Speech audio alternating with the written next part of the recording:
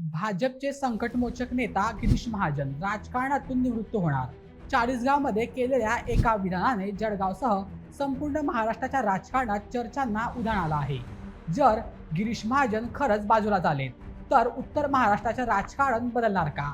चला जाणून घेऊयात. मित्रांनो, चाळीसगावमध्ये आयोजित एका कार्यक्रमात बोलताना मंत्री गिरीश महाजन यांनी आता नवीन पिढीला संधी दिली पाहिजे, आपण किती दिवस राजकारण करणार आहोत, अशा आशयाचं वक्तव्य केलं होतं.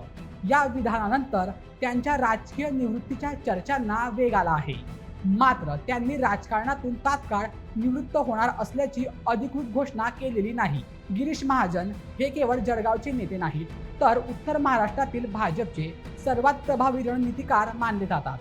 अनेक निवडणुकांमध्ये उमेदवारांची निवड, संघटन बांधणी आणि पक्षाला संकटातून बाहेर काढण्यात त्यांची महत्त्वाची भूमिका राहिली आहे.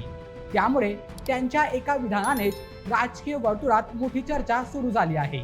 जर भविष्यात गिरीश महाजन सक्रिय राजकारणातून बाजूला झालेत तर सर्वात मोठा परिणाम जळगावच्या राजकारणावर होऊ शकतो. भाजपमध्ये नव्या नेतृत्वासाठी स्पर्धा वाढू शकते आणि उत्तर महाराष्ट्रातील राजकीय समीकरणांमध्येही बदल होण्याची शक्यता व्यक्त केली जात आहे. तथापि दुसरी बाजूही तितकीच महत्त्वाची आहे. अनेक राजकीय विश्लेषकांच्या मते हे विधान तात्काळ निवृत्तीची घोषणा नसून पुढच्या पिढीला तयार करण्याचा एक राजकीय संदेश असू शकतो.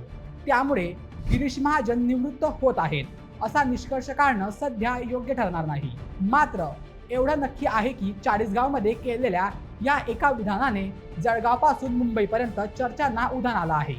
आता हे फक्त राजकीय संकेत आहेत की भविष्यातील मोठ्या निर्णयाची चाहूल हे येणाऱ्या काळात स्पष्ट होईल.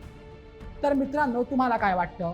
गिरीश महाजन यांनी आता नव्या पिढीला नेतृत्व द्यावं की भाजपला अजूनही त्यांच्या अनुभवाची गरज आहे? तुमचं मत आम्हाला कमेंटमध्ये नक्की सांगा आणि अशा व्हिडिओसाठी आपल्या बोलेमेच्या यूट्यूब चॅनलला सबस्क्राईब करायला विसरू नका. धन्यवाद.